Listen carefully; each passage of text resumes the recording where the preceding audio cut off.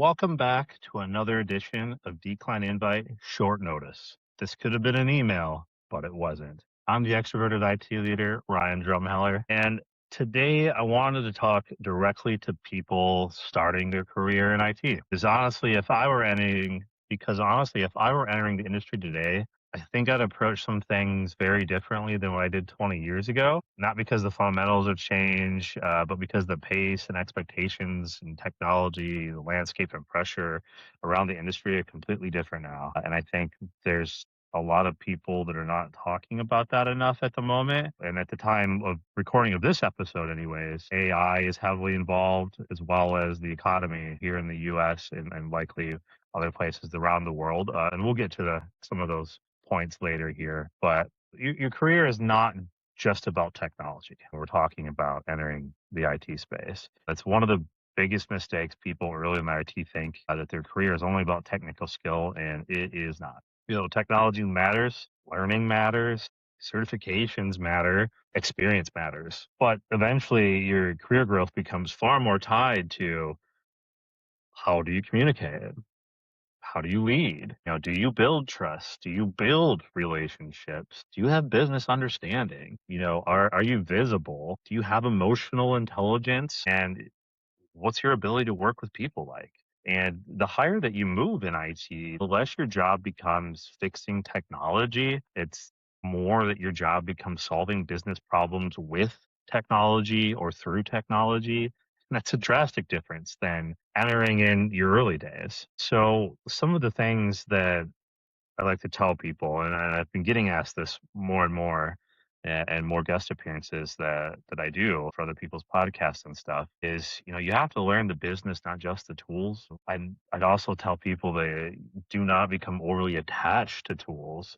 Tools change constantly. People who survive long term in IT are the people who understand systems and operations, understand the business impact of that. They understand leadership. They understand risk and process and communication, adaptability. It's like you don't want to become the only person who only knows one platform at the end of the day. I guess those rules still exist, so to speak, but you want to actually become the person who understands how business operates. The technology will continue changing faster and faster, and your ability to adapt matters more than the memorization of that particular tool. At the end of the day, one of the other lessons that I learned, I just put up a post at the time of this recording today, that you need to network earlier than I did. It's a big one for me personally. If I'm being honest, I underestimated networking relationships. I would say in a way that I'm talking. Like I'm very extroverted. I tout myself as the extroverted IT leader. Clearly, I value relationships. I thrive off that, extroverted, personality. But uh, I'm talking about being focused entirely on like the work itself, building the teams and leading the organization, solving the problems and delivering projects and helping the business scale. All of those things mattered. Absolutely. My day-to-day life, my professional career, those things definitely mattered. But I don't think I fully appreciated the power of like the visibility aspect of that and the relationships until much later. We're talking over the course of the last year, for me, that the network actually matters. Your reputation matters. Your visibility matters. Um, and I'm not talking about you just posting to LinkedIn all the time or your social media platform of choice or whatever. Those things, of course, matter, but you don't want to be just throwing them up there because you want to use it for the next opportunity. I mean, if you're going to do those things, you're actually doing it in a real human relationship kind of way. You're posting those things so that you can talk to actual people, you can actually help people, share the actual knowledge, build relationships before you might need them. That advice alone can completely change someone's career trajectory at that point.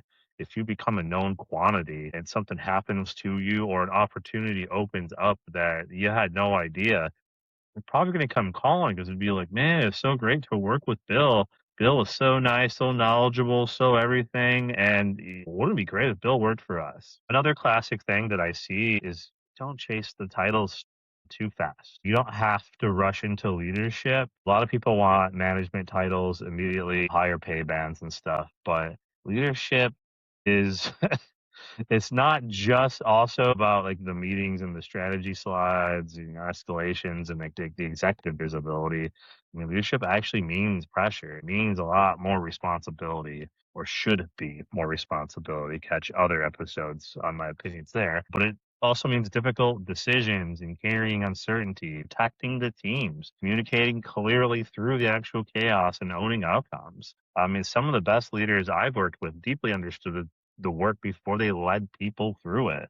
You kind of have to build your foundation first. I'm not saying like pass on an opportunity, it's right on your doorstep.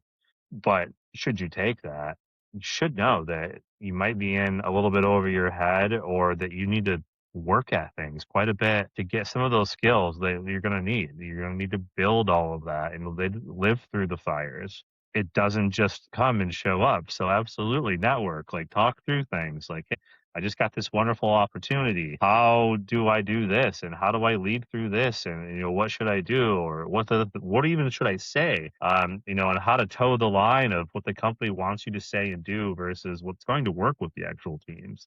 Those are all skills that you learn along the way.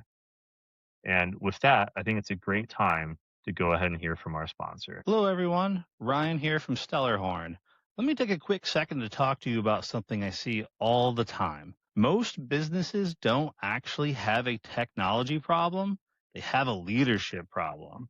They've got systems, tools, even teams in place, but no clear direction, no strategy, and no one connecting technology to the business. That's exactly why I built Stellarhorn Group. I help organizations through fractional CIO leadership, advisory, and project-based work, bringing executive-level technology leadership without the full-time CIO cost. Whether it's strategy, cybersecurity, AI governance, or leading critical initiatives, it's about helping you make better decisions, reduce risk, and actually move forward with confidence. If that sounds like something your organization is dealing with, please reach out. Let's have a conversation. Stellarhorn Group, rare leadership, real results. Technology leadership without the full-time CIO cost. So now that we're back, AI does change things, but not everything. So, we can't ignore AI, right? AI is going to continue to reshape IT dramatically. But I think that the younger professionals are hearing like two extremes right now, right? I think they're hearing that AI is replacing everyone, or AI changes very little in that landscape, or, it only automates things that were mundane or repetitive, things like that. But the reality is much, much more likely to be that it's somewhere in the middle. AI will absolutely automate portions of work. We already see that. You don't need me to tell you any of those things. We do see that. We're doing it in our own personal lives. But it's also going to create a massive opportunity for people who adapt quickly to that, understand the business, learn continuously, communicate well, and know how to lead through change. The people who struggle most will likely be the people who stop learning, quite frankly. I mean, I can tell you right now, that is exactly what I see. I have watched organizations, for example, just now, before getting on and recording this episode, I just seen a position that I was talking with, what was that, end of November or December? And right now, as of the recording of this episode, it's May, we're teetering towards the back third of May. That's insanity. So you're telling me that at least 6 months of known position posted, likely longer, that you've needed a higher level IT individual leadership role and you haven't filled it.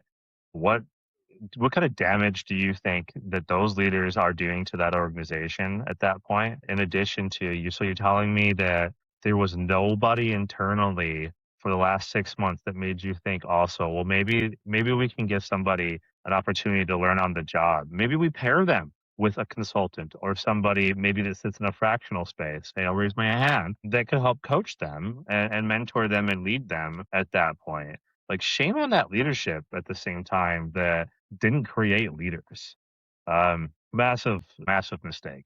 Again, a different episode that I go into a little bit more detail on that, newsletter and things to come on my website to touch on that. But this is for the individuals wanting to get in through it. And you're going to see some things. And I'm running a leadership book on that, running a career so far, leadership lessons and advice book that I'm tying myself to try to have done by the end of the year that I think will really help individuals in this space as well.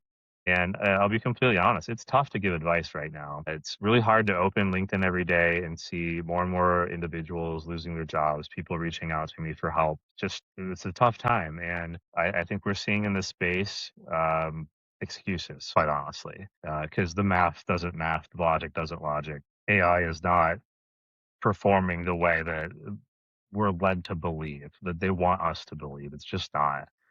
When 80% of projects are failing, it doesn't math at the end of the day. I have room to believe that we're going to see a pendulum swing at some point, or those businesses won't be around anymore because they went massively the other way.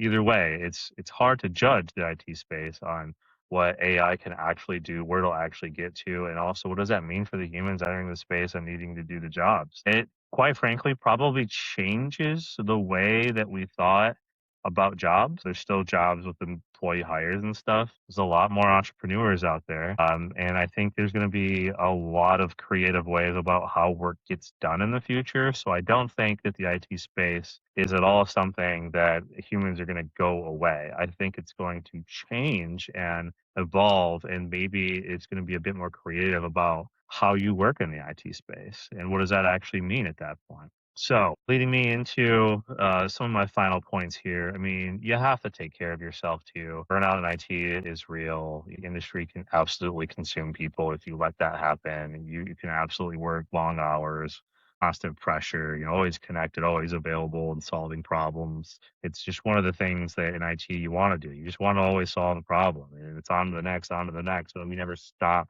and celebrate our wins. We never celebrate a lot of things. And a good leader will help with that. They'll make sure that those things happen. But one of the biggest pieces of advice is you got to learn boundaries early. You have to protect your mental health. You got to protect your personal life.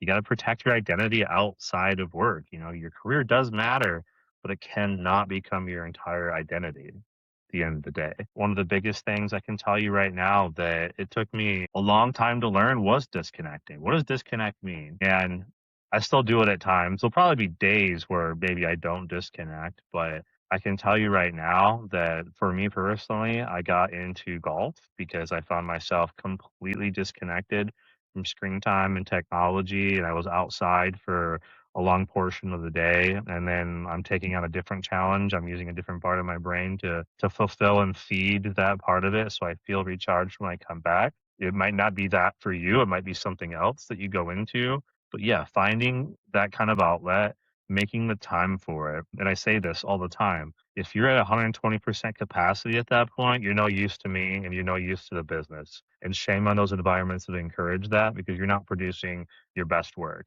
If you recharge and come back in and you're at a 20% capacity at that point because you've taken the time to step back, recharged, have a breath, and now you're in there, produce way better work at the end of the day. You're not going to be, drained and stressed and all of that. So those things do matter. Absolutely.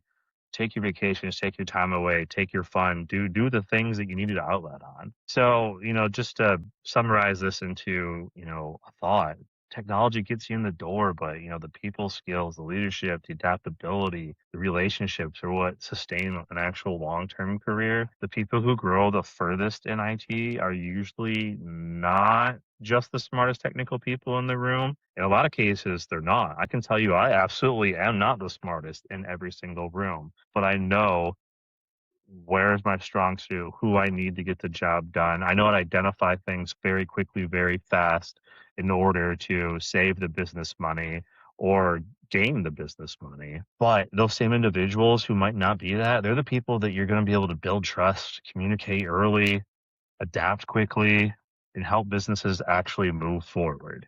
That's what I do now. And that's where real career growth actually happens at that point. So this has been another episode of Decline Invite Short Notice. This could have been an email, but it wasn't. And if you're early in your IT career, hopefully some of this helps. And honestly, after 20 plus years in the industry, I still feel like I'm learning constantly and always evolving. So that's what makes this field so interesting. And I hope you've enjoyed it. I'm the extroverted IT leader, Ryan Drumheller, and I'll catch you again in the next one. Take care, everybody.